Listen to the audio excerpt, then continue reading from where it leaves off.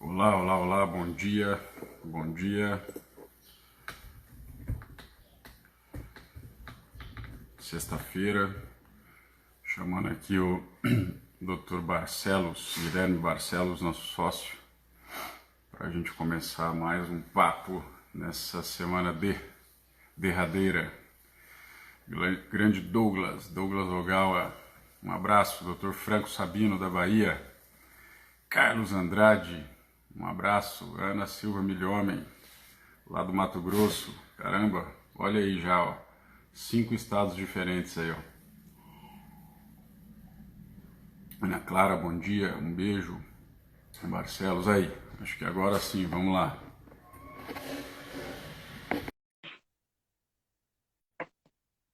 Vamos agendar uma nossa, Douglas, eu e tu. Pô, legal. Vamos lá, cara. Quer falar sobre o quê? Gostei. Valéria, bom dia. E aí, bom dia, bom dia. Deixa eu virar a câmera aqui, cara. Isso Tá me aí. ouvindo aí?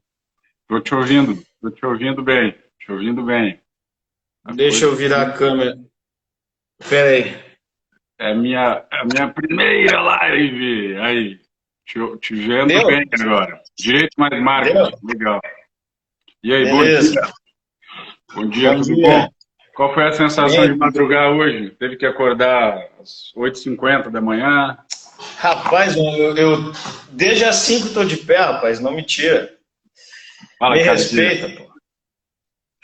Você sabe que tem aquela brincadeira, né? Que certo feito o ministro teria feito que advogado não acorda cedo, né? Mal sabe o pessoal aí que a Ah, gente sim, acorda. sim, eu. Aliás, dorme muito pouco, aliás, né? E os de Brasília, então, segundo eles, só depois das 11. Aqui no Paraná, no isolamento, hoje vai começar a fazer frio no Paraná. Ontem, pelo menos eu estou na zona rural, ontem choveu e hoje está com cara já de Uhum. começar a fazer frio. Cristian Marcela, bom dia, existe possibilidade real de adiamento das eleições? Ok, vamos lá. Nós marcamos esse bate-papo aqui hoje para a gente falar sobre alguns assuntos, sobretudo porque hoje, enquanto o calendário eleitoral é mantido, encerram-se prazos importantes. É sobre isso que a gente vai fazer aqui um bate-bola, juntamente aqui com o Dr. Guilherme Barcelos, nosso sócio, uma pessoa muito respeitada no meio, autor de livros, enfim. Não vou ficar aqui apresentando o seu vasto currículo, senão vai acabar a live, a gente não vai terminar. Tá bom, Barcelos? Tá bem, vai em frente, vai em frente. Então, a primeira pergunta da nossa pauta aqui, que são sete pontos, eleições 2020, adia ou não adia? O que nós temos hoje Uhum. é a manutenção do calendário eleitoral. Amanhã nós não sabemos. Hoje até recebi Uhum. uma notícia aí pela internet dizendo que o ministro Barroso, que será o próximo presidente do TSE, tem conversado cada vez mais sobre a possibilidade real de um possível adiamento, mas que, por enquanto, o calendário eleitoral está mantido. Então, o fato é que, com a manutenção do calendário eleitoral, nós temos prazos importantes. Nós não podemos Uhum. confundir manutenção ou mesmo um adiamento desse calendário eleitoral com uma possível unificação das eleições lá para 2022, porque daí isso já não seria adiamento, seria um verdadeiro cancelamento do atual mandato, com a possível e inconstitucional prorrogação do mandato atual para mais 2 anos, para unificar as eleições, fazer com que agora, então, passasse a ter eleições apenas de 4 em 4 anos. É importante a Perfeito, gente ter essas diferenças bem aí acentuadas. perfeito. Bom, vencido esse tema, vamos falar então daquilo que nos preocupa especificamente no dia de hoje. Jefferson Lima, bom dia. Doutora Renata, bom dia. Então, no dia de hoje, o que é que a gente precisa se preocupar, doutor Barcelos, com a manutenção do calendário eleitoral? O que é urgente para hoje? Bom, basicamente são três coisas, né? Para hoje e para amanhã. Hoje nós temos o encerramento do prazo da chamada janela partidária, não é? que é aquele prazo de 30 dias aí que foi aberto pela a emenda 97 de 2017, Sim. que possibilita que aquele detentor de mandato eletivo que almeje ser candidato na eleição seguinte, nesse caso na eleição de 2020, troque de partido sem que perca o mandato, não é? Então hoje é o último dia para essa janela partidária, que é um prazo bem importante, não é? Então aquele sujeito que almejar, o vereador, vamos ser mais claro, o vereador de um partido X que almejar concorrer à eleição de 2020 para o mesmo cargo e também que almejar trocar de partido, do partido X para o partido Y, tem o último dia de hoje para que faça isso, né? E amanhã, como tu já adiantou hoje em outras lives, nós temos dois prazos muito importantes, que são os prazos de filiação partidária e o prazo do domicílio eleitoral. 6 meses antes da eleição, ambos, o prazo se encerra amanhã, só que amanhã é sábado, não é, doutor Anderson? Então, nós temos orientado que se mexam para fazer hoje, porque ninguém sabe como é que vai funcionar amanhã, não sabemos como vai ser, como vão funcionar os cartórios eleitorais, se vai haver plantão ou não, e também não sabemos se o sistema vai funcionar direito, e se não funcionar direito, sábado a gente vai recorrer a quem, né? Então, o bom é que resolvam isso tudo hoje para evitar problemas maiores. Em resumo, é isso aí. Então, vamos lá. São algumas preocupações. A primeira delas é a chamada e a famigerada janela, né? O Brasil criou essa coisa maluca aí da fidelidade partidária, mas ninguém não gostaram muito dessa ideia da fidelidade e criaram uma possibilidade de você ser infiel sem ser considerado infiel, mantendo-se a sua fidelidade, ou seja, o seu mandato contigo, criou-se essa janela. Sim. Janela esta que é um álibi para atrair, né? Pois é, janela esta que aplica-se somente aos vereadores esse ano, é importante que se diga. Então, o eventual deputado aí que desejar mudar de partido para concorrer a prefeito, por exemplo, é importante que ele consiga uma anuência ali do partido, uma anuência do partido, para que ele não corra o risco de perder o seu cargo, vai que não seja ali eleito, né? Bom dia, doutor Teócio. Então, essa janela se encerra hoje, assim como se encerra hoje o prazo de domicílio eleitoral, aquela pessoa que ainda quer candidatar-se por uma outra cidade, uma cidade da qual ele está se mudando. Antigamente a exigência era de 1 ano de filiação, agora é 6 meses, né? O prazo, com a manutenção do calendário eleitoral, encerra-se hoje, assim como aquele que nunca foi filiado a partido nenhum ou que não detém mandato, enfim, que quer trocar ou filiar-se a um novo partido, o prazo se encerra hoje. Tecnicamente, como você bem disse, o prazo derradeiro encerra-se amanhã. Só que amanhã os cartórios eleitorais não estão de plantão. Aliás, os cartórios eleitorais nem estão atendendo. Então é importante, como a gente tem gente do Brasil inteiro aqui, que as pessoas consultem no site do seu Tribunal Regional Eleitoral respectivo, aí, do seu estado, quais são os procedimentos à distância que o tribunal do seu estado está aí orientando. Muitos deles por e-mail, por internet, outros deles, ou a maioria deles, pelo sistema do processo judicial eletrônico que se faz via advogado, contador, liderança partidária. Então ainda dá tempo de resolver tudo isso. Ainda dá tempo de resolver tudo isso. Agora o prazo é hoje. Muita gente perguntando aqui, e se o meu título está com problema, eu tenho multa, eu não fiz a biometria. Bom, este prazo para o eleitor em geral, Ana, que é um pouco da sua pergunta, Ana Milhomem, lá do Mato Grosso, este prazo para o eleitor em geral vai até o início do mês de maio, quando o cadastro eleitoral ele é fechado. Por que o cadastro eleitoral ele é fechado? Porque a Justiça Eleitoral precisa organizar-se para a realização das eleições em outubro. O que significa dizer imprimir os cadernos de votação, organizar a lista de eleitores, cada eleitor por urna. Então, não dá para manter esse cadastro aberto a todo tempo, né? O Thiago está lembrando aqui, 7 de maio. Então, esse cadastro, em geral, ele é fechado lá no início de maio para o eleitor, entre aspas, comum. Agora, se o eleitor está com o seu título ali irregular, bom dia, Isabel, o que acontece? Para ele conseguir filiar-se no sistema Filia Web, que é o sistema de filiação partidária, ele necessariamente tem que estar com o título bonitinho ali, regularizado.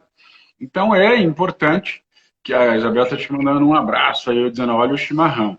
A Carla Ferres, bom dia. Então, é importante que esse eleitor que deseja ser candidato, regularize também hoje o seu título, para que essa irregularidade eventualmente aí existente, essa pendência, não inviabilize a sua inclusão enquanto filiado a um partido político. Então, já aproveita e já faz tudo isso. Se vocês quiserem, o doutor Barcelos fez aí junto com a doutora Valéria, um guia, uma espécie de formulário com instruções, inclusive anexando o formulário RAI, que é o requerimento de atualização eleitoral da própria Justiça Eleitoral, para facilitar. Então, quem quiser, pode pedir aí por aqui mesmo, mandar uma mensagem que a gente faz, óbvio, gratuitamente, chegar isso aí para vocês, e isso também está disponibilizado lá no nosso site. A ideia é mesmo ajudar e fazer com que ninguém perca o prazo dessa situação toda. Mas há outros, como, por exemplo, desincompatibilização. E aí, doutor Guilherme? Bom, a desincompatibilização é mais complexo, porque ela envolve várias situações possíveis, né? São inúmeras variantes aí. Mas o que nós poderíamos dizer sobre a desincompatibilização é que, via de regra, ela possui 3 prazos, né? 6 meses, 4 meses e 3 meses. A depender da situação jurídica do potencial candidato e do cargo por ele pleiteado ali adiante, o prazo ele se modifica. A desincompatibilização nada mais é do que o necessário afastamento do exercício de um determinado cargo público para possibilitar ali adiante que o cidadão concorra a um determinado cargo eletivo, né? Então, nós temos aí essa multiplicidade de prazos, 3, 4 e 6 meses por regra, e nós chegamos hoje aí nesse prazo de 6 meses, né, no prazo maior, e nesse prazo estariam, por exemplo, incluídos eventuais secretários municipais que almejassem ali adiante concorrer ao cargo de vereador. Isso é muito comum em municípios do interior, doutor Anderson, colegas. É muito comum em municípios do interior que vereadores eleitos em uma eleição, eles passem a ocupar cargos no executivo, né? E dentre eles o cargo de secretário municipal, qualquer que seja ele. Então, esse vereador que ocupa um cargo no executivo e que deseja se candidatar novamente à vereança em 2020 agora, ele tem esse prazo de 6 meses para se desincompatibilizar de fato e de direito do cargo de secretário, do contrário, ele não poderá concorrer ao cargo de vereador em 2020 agora. Olha só, o Christian Marcela Kozer pergunta aqui, ó, cargo comissionado-chefe de setor municipal, qual seria o prazo de incompatibilização? Christian, olha só, a sua pergunta é muito legal, te agradeço por fazê-la, que nós temos uma infinidade de cargos, características e descrições. O Tribunal Superior Eleitoral ele tem uma tabela exemplificativa, esse rol não é ali taxativo, tampouco estanque. O que significa dizer que é importante que você averigue com exatidão as características do cargo ocupado por você, ou eventualmente pela pessoa que você está ajudando ou fiscalizando, e avalie qual é o cargo que você deseja disputar logo mais nas eleições de 2020. A partir dessa análise é que a gente consegue fazer aí um enquadramento um pouco mais preciso para que não corra riscos e não haja dúvidas. Querendo, nós também temos essa tabelinha disponibilizada e será um prazer poder te ajudar. Valeu a sua pergunta, é muito importante esse alerta. Porque senão a gente vai receber 500 perguntas aqui com 500 descrições de cargo e de repente a gente vai dizer, não, é 3 meses, é 5 meses, 4 meses, 5 não tem, né? 4 meses, 6 meses. E às vezes há um detalhe ali que não nos foi falado ou passou desapercebido e que talvez faça toda a diferença. Ah, mas o cidadão, ele tinha Faz. uma função adicional de fiscal tributário, por exemplo. Pronto, já muda tudo. O prazo já é outro. Então a gente precisa. Ah, tinha ali uma função gratificada, agregada no seu cargo efetivo. Bom, aí tem dois institutos aí: a desincompatibilização da AFG e o afastamento com remuneração posterior do cargo efetivo. Então há uma série de coisas que precisam ser conjugadas. Muito obrigado pela sua pergunta. O professor Carlos Andrade pergunta aqui, ó. Um candidato precisa necessariamente da carta de desfiliação assinada pelo presidente do antigo partido para se filiar em uma outra sigla? O que vale a última filiação? Pô, Carlos, a sua pergunta é maravilhosa. O Barcelos e eu discutimos isso junto com a nossa turma anteontem, sobre essa situação. Porque veja que curioso. O artigo 21 lá da Lei 9.096, que é a Lei dos Partidos Políticos, ele não mudou. Ele ainda prevê a ritualística de que para sair de um partido e entrar em outro, você antes comunica o partido do qual você está saindo para filiar-se ao partido no qual você está entrando. Ok. Só que lá no artigo 22 da Lei 9.096 foi incluído um parágrafo único que diz o seguinte: na ausência dessas comunicações, vai prevalecer, vai valer a filiação mais recente. O que significa dizer que aqueles procedimentos históricos que abarrotavam a justiça eleitoral antigamente, quem é servidor da justiça eleitoral antigo vai lembrar disso, que era o chamado procedimento de dupla filiação partidária, isso aí acabou, não existe mais. Agora, no limite, nós recomendamos que faça essa comunicação por algumas razões. A primeira delas, por uma razão até de educação, de elegância, de ética, porque, veja bem, o partido do qual você está saindo, especialmente num momento agora de chapa pura, de ausência de coligações, de necessidade de fortalecimento partidário, pode ser que o partido no qual você está saindo, por alguma razão, esteja contando com você, esteja ali separando ou pensando em separar parte dos recursos do Fundo Especial de Financiamento de Campanha, do Fundo Partidário, para utilizar na tua campanha.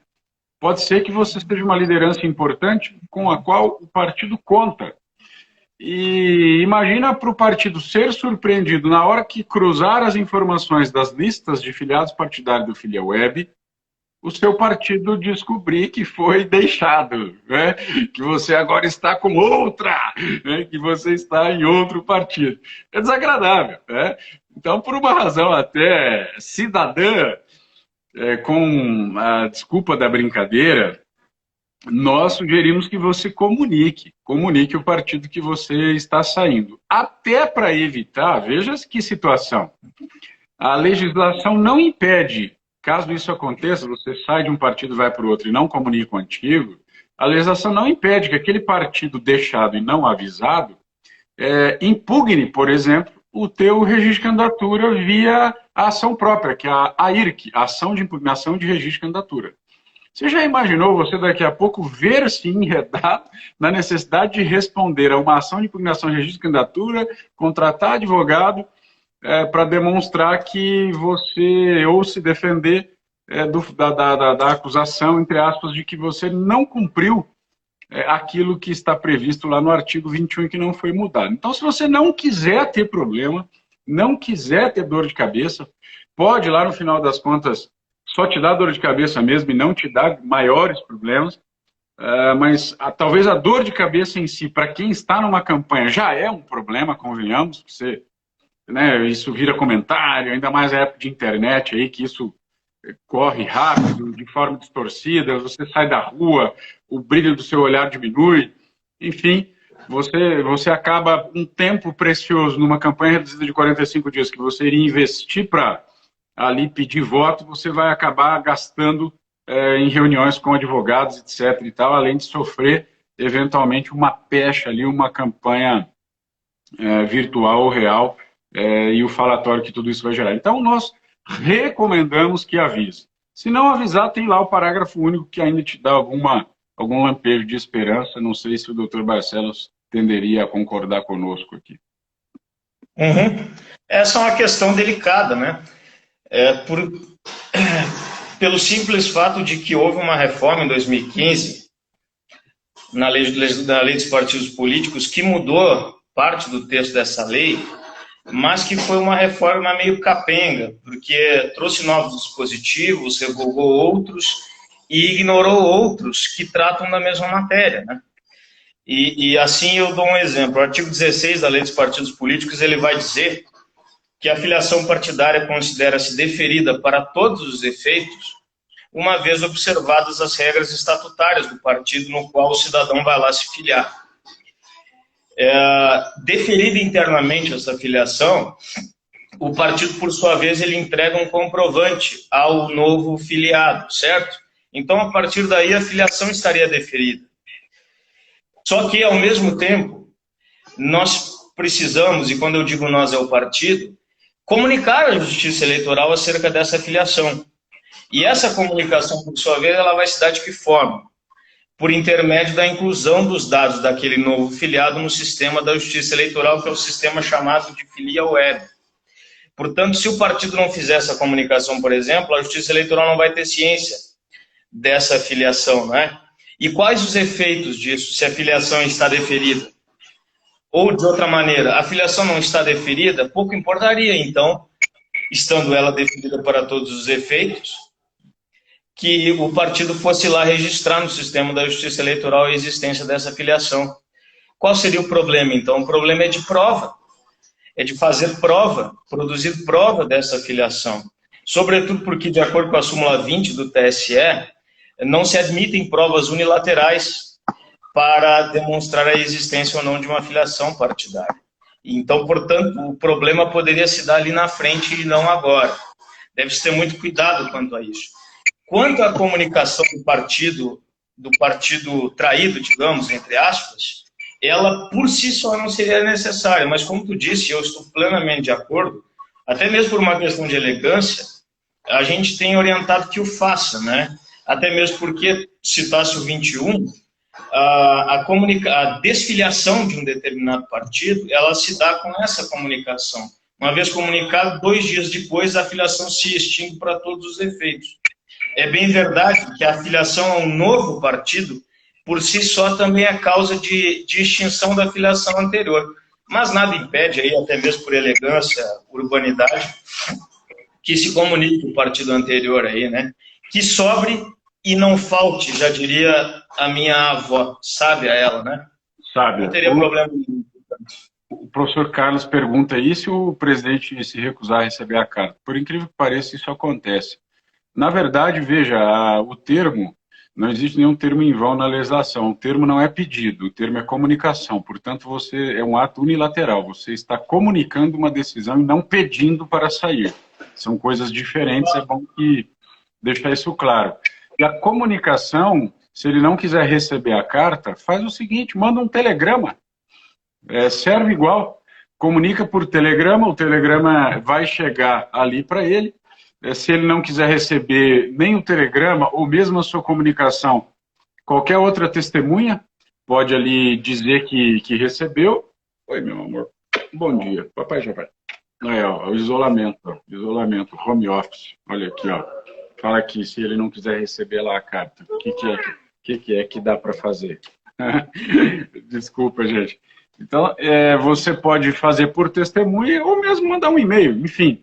Provar que comunicou está valendo, professor. Uma pergunta importante do Dr. Franco aí, ó. Ainda dentro aqui da desincompatibilização. Dr. Franco, grande advogado lá na Bahia. Durante servidor municipal efetivo em gozo de auxílio-doença, qual o procedimento de desincompatibilização de candidato a vereador? Eu vou falar um pouco rápido, Franco, por causa que a gente acabou já se estendendo muito aqui na live, a gente tem outros pontos ainda para tratar. Mas veja só, a gente nunca pode descuidar o motivo, a razão da existência desses institutos jurídicos. Por que se exige o afastamento ou a desincompatibilização do servidor? É justamente para evitar que aquele servidor lance mão de todo o cabedal de possibilidades, informações, aquilo que está à sua disposição enquanto servidor público em contato com as pessoas, para desequilibrar a disputa eleitoral em relação àqueles que não dispõem desse mesmo arcabouço de coisas que ele tem em razão do trabalho que exerce. Então, para manter esse equilíbrio, ou evitar esta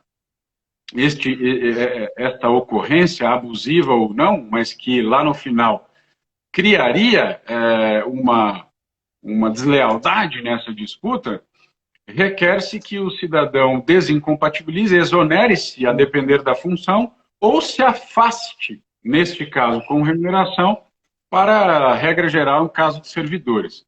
A sua pergunta, que é uma hipótese, nós poderíamos complicá-la e ficar aqui até amanhã fazendo essas hipóteses aqui, que são realmente inúmeras, e a pergunta é muito inteligente, e te agradeço uma vez mais por isso. Ela dá conta de que um servidor efetivo, portanto, vamos imaginar aqui, regra geral de 3 meses, afastamento com remuneração. Ele está em gozo de auxílio-doença, ou seja, ele já está afastado. Então, o afastamento, que deve ser de fato e de direito, ele já está ali provado. O motivo pelo qual exige-se que o cidadão esteja afastado está, me parece, ali demonstrado. Ele não vai lançar mão da execução da atividade que ele exerce, do seu ofício, para desequilibrar a disputa. Ok, então o afastamento de fato e de direito parece que já acontece. Vale a pena, talvez, ele formalizar o desejo de concorrer. Sim, mas aí o cidadão está doente. Ele está doente e não pode trabalhar, mas a doença dele não o inabilita para a concorrência da campanha. Essa é uma discussão, por exemplo, que existe muito no caso de servidores aposentados por invalidade, por exemplo, que são vereadores e percebem a aposentadoria ali por invalidez e também exercem o cargo da vereança. E aí nós entraríamos numa discussão um pouco mais densa, no sentido da própria universalidade, da possibilidade de participação política ampla. Não é porque o cidadão possui uma deficiência física que o inabilite, por exemplo, para a realização de um determinado tipo de trabalho, que o retiraria também da possibilidade do exercício de representação política soberana democrática de uma parcela de pessoas.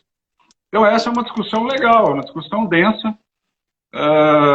No seu caso, ouso sugerir que esse cidadão formalize essa comunicação e formalize esse afastamento também para fins eleitorais perante a sua chefia.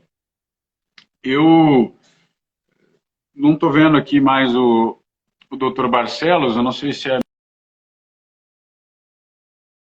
que aqui falhou. Vamos ver se o Dr. Barcelos entra de novo. O pessoal tá vendo a gente aí? Dá um alôzinho aqui. Alô?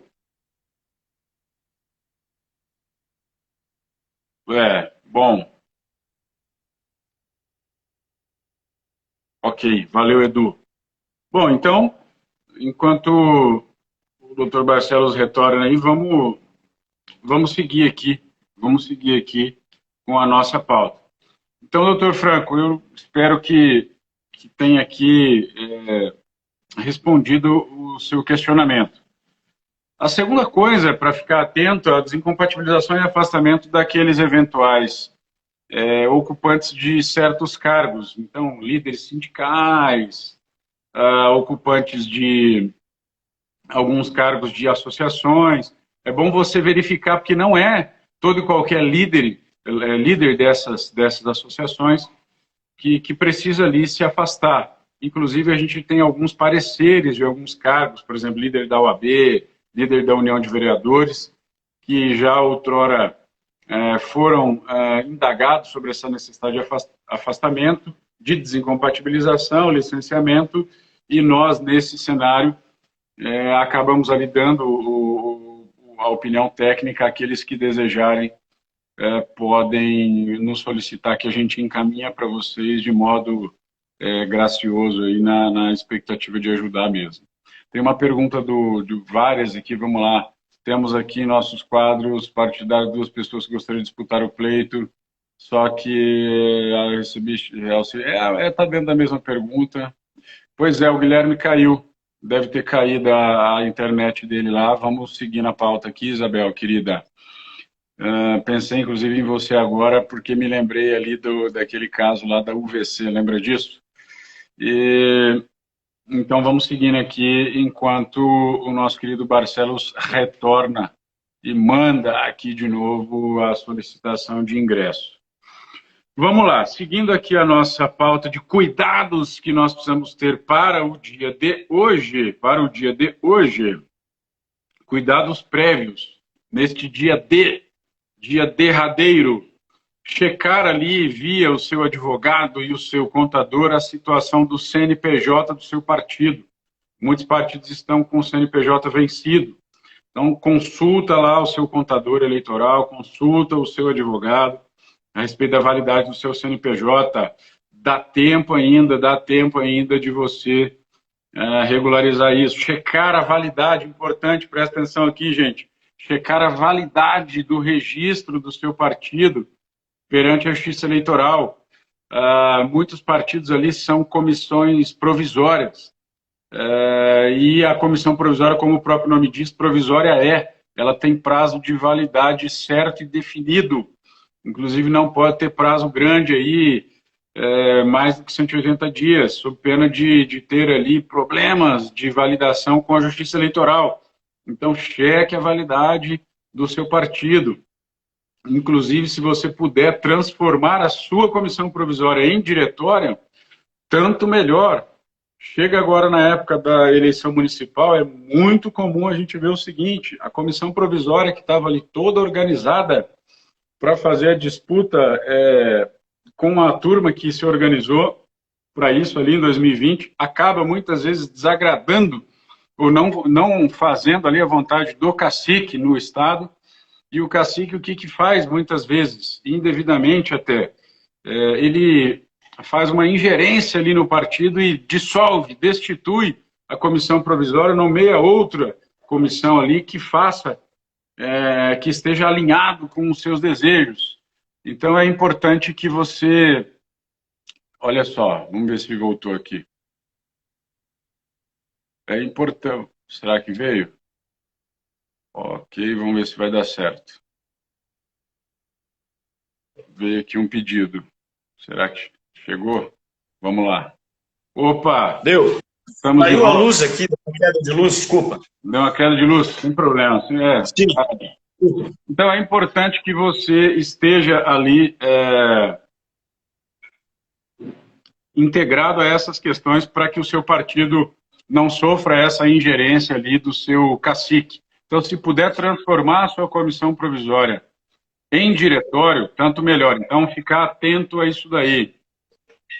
Outra tarefinha, checar, eu estou lá no item 4, doutor Barcelos, checar se as contas anuais estão prestadas e se não há impedimento para recebimento do fundo partidário e do Fundo Especial de Financiamento de Campanha.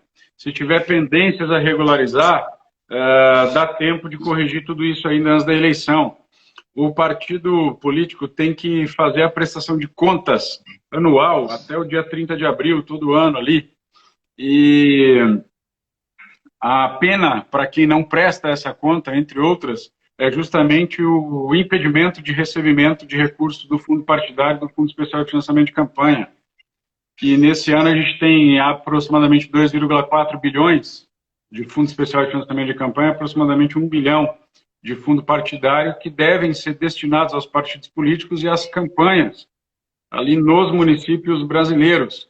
Para você poder ter o direito de receber parcela desse recurso, precisa saber pedir, obviamente, e precisa estar com as questões organizacionais ali do seu partido em dia. Então é importante que você cheque tudo isso com a devida antecedência. Uma outra coisa que você precisa fazer ainda, e cheque lá com o teu contador, abrir as contas bancárias específicas, que são ali no mínimo 5. Conta para o fundo especial, conta geral, conta para o fundo partidário, conta para a cota de mulheres, conta para o fundo educacional. Então o partido político também precisa estar com essas contas bancárias abertas. Não adianta abrir essas contas lá só depois, quando a eleição já estiver no quente. Tem que fazer essa preparação já agora. Tem uma pergunta aqui do José Reinaldo, que é a pergunta, José Reinaldo, de $1 milhão, né, para brincar com aquele filme. Como fazer para receber esse recurso? O critério de distribuição desse recurso é feito ali pelo partido, pelo estatuto partidário, pela direção nacional. É bom que você cheque junto ao teu partido. E, mais importante, nem todo mundo consegue, Reinaldo, estar com um partido organizado. Então, nem todo mundo vai conseguir estar apto para receber esse recurso. Então, a gente está falando de algo que é anterior a isso.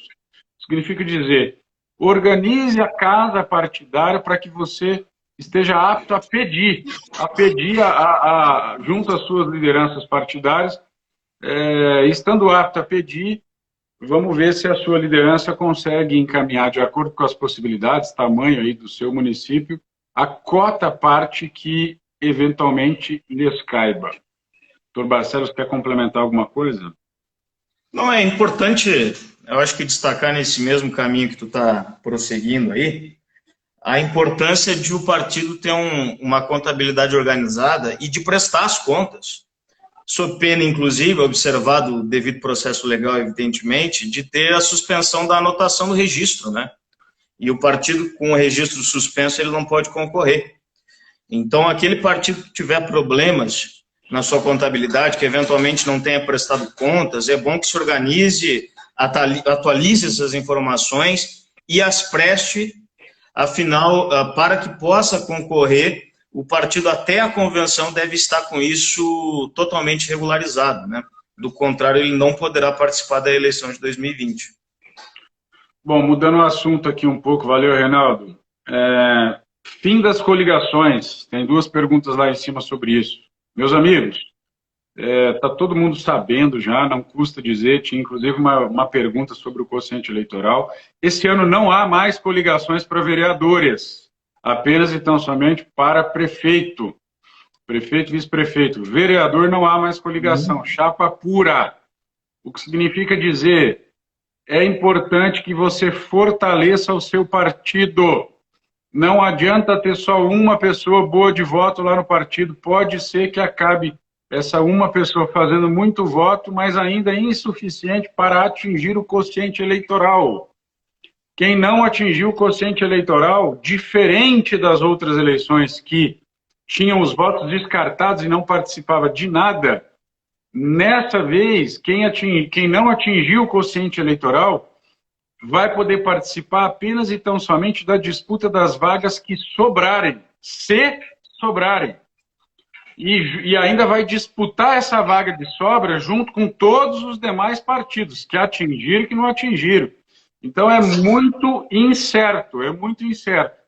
Então, tarefa de casa, fortaleça o seu partido, crie adesão democrática, coloque gente boa de voto lá no seu partido, boas lideranças, gente que ajude nessa lista de candidatos dentro do teu partido a somar um número de votos importante que lhes dê capacidade de chegar ali na eleição atingindo ali o quociente eleitoral. O que é o quociente eleitoral? Fator de divisão.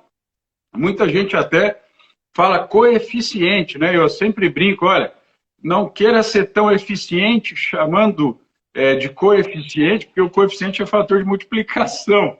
Então, seja consciente e chame de quociente, né? Eu brinco com isso, porque até a gente esquece. Então, veja que coisa, o quociente é fator de divisão. O que é o quociente eleitoral? É a divisão do número de votos válidos.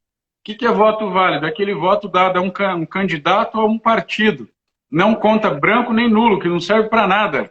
Então, os votos válidos são divididos pelo número de cadeiras. Eu tenho lá 10 mil votos válidos e tenho 10 cadeiras de vereador. Qual é o meu quociente eleitoral? 1000. Então, aquele partido que fizer 1000 votos, ele vai ter já certeza uma vaga. Ele atingiu o quociente eleitoral. 2.000 votos, 2 vagas. 3.000 votos, 3 vagas. E se o partido fizer 999 votos? Não atingiu o quociente eleitoral, meu amigo. vai ficar de fora e só vai disputar a sobra com todos os demais se sobrar. Então, de novo, vamos voltar ao ponto zero. O que é importante? Ter gente que te ajuda no partido, gente boa de voto, a somar votos aí para você conseguir chegar no quociente eleitoral. Fortalecer a militância, fortalecer a liderança, fortalecer o seu partido. Essa é a tarefa de casa. Doutor Alfredo Voida, advogado lá do Mato Grosso, Anderson Vieira Bento, dono do Caiena, a carne, com todo respeito ao meu sócio gaúcho, a carne mais gostosa que tem no mundo. Segue aí, Barcelos. Fim das coligações. Quer complementar alguma coisa? Não, acho que está suficientemente claro. Vamos seguir. A não ser que haja alguma dúvida, né? Sim. A gente já está caminhando para o final também. Parêntese apenas. Parêntese apenas. Eu acho que chegou uma mensagem aqui de um colega citando uma decisão recente do STF sobre essa questão das anotações, da suspensão do registro quanto à ausência de prestação de contas. De fato, o Supremo decidiu recentemente que essa anotação não pode ser automática. E daí a minha ressalva de que a suspensão do registro ela deve observar o devido processo legal. Valeu, Riquelme, grande amigo. Só que o pessoal aí tem que tomar cuidado, porque de lá para cá veio uma enxurrada de ações contra os partidos, entendeu? E às vezes a direção partidária sequer tem conhecimento disso. Então daí a minha ressalva dupla. A primeira, a do devido processo legal, e a segunda é de que vocês precisam se atualizar nisso, ver direitinho a situação do partido, do registro do partido, para evitar surpresas ali adiante, tá bom? Era isso. Doutor Barcelos, e aí, o Fundo Especial de Financiamento de Campanha vai para o coronavírus ou não vai? Me diz aí. Custódio Lima, bravo. Bela pergunta, né? Jogasse no meu colo aqui, agora vamos lá. Não vai. A gente tem acompanhado aqui várias conversas a esse respeito aqui em Brasília. Inclusive, quarta, eu estive dando uma aula na pós-graduação em Direito Eleitoral da UERJ e tivemos a oportunidade de conversar com pessoas importantes sobre esse tema. E o que a gente pôde perceber é o seguinte: a eleição está mantida, mas a eventual prorrogação de mandatos é algo praticamente descartado, sobretudo porque é inconstitucional. O que poderá haver ali adiante, aí sim, é eventual adiamento das eleições, né? E esse adiamento, eu não canso de ressaltar, é um problema do Congresso. O TSE não vai decidir sobre isso. Isso é uma decisão que cabe ao Congresso. E por que eu fiz, então, essas ressalvas todas? Porque o Fundo Especial de Financiamento de Campanha ele é destinado à eleição de 2020 agora. Considerando que a eleição de 2020 será mantida, adiada ou não, o fundo não será destinado. Mas há mais aqui uma questão que eu gostaria de ressaltar a todos, é que esse fundo, ele, em primeiro lugar, no orçamento geral, ele não tem grande preponderância, não. Isso é importante dizer, e mais do que isso, especialmente em um cenário de crise econômica que já está aí, que tende a se intensificar, ele é um recurso, ou o recurso do fundo, é algo que vai movimentar muito a economia. Isso a gente não pode ignorar. Sim. Esses recursos, apesar de serem repassados inicialmente aos partidos nacionais, deles aos diretórios estaduais e daí por diante até chegar aos candidatos, ele não é um recurso que vai ficar com os candidatos. É um recurso que vai ser movimentado a partir de diversas frentes, desde aquela gráfica lá do interior, até um jornal aqui ou acolá, até propaganda aqui ou acolá, tem mais o pessoal do carro de som, tem mais o pessoal, enfim, que presta serviço para uma campanha e etc. É um recurso que vai movimentar. E mais do que isso, eu não me canso de ressaltar isso também, se sobrar recursos, esses recursos serão devolvidos à União. Então, em primeiro lugar, é um recurso que não vai ficar com os candidatos. Ele vai ser utilizado, destinado, melhor dizendo, para a prestação de N serviço, que vai, de certa maneira, movimentar a economia e, considerando que somos eleições, que são eleições municipais, vai movimentar a economia local. E, no mais, se houver sobra de recursos, esses recursos também não ficarão com os partidos e muito menos com os candidatos, eles deverão ser devolvidos ao Tesouro Nacional. Então, para responder a tua pergunta de maneira bem direta, primeiro, as eleições estão mantidas. Poderão ser adiadas? É possível. Como tu diz aí, a questão da habilidade.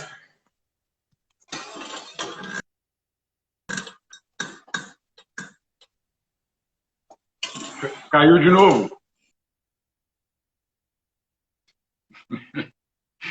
Acho que está caindo a luz em Brasília. Vamos lá, o remanejamento do fundo nesse momento não seria uma alteração de fato no processo eleitoral, ferindo o artigo 16 da Constituição Federal. Abraço. Não, legal, Tiago.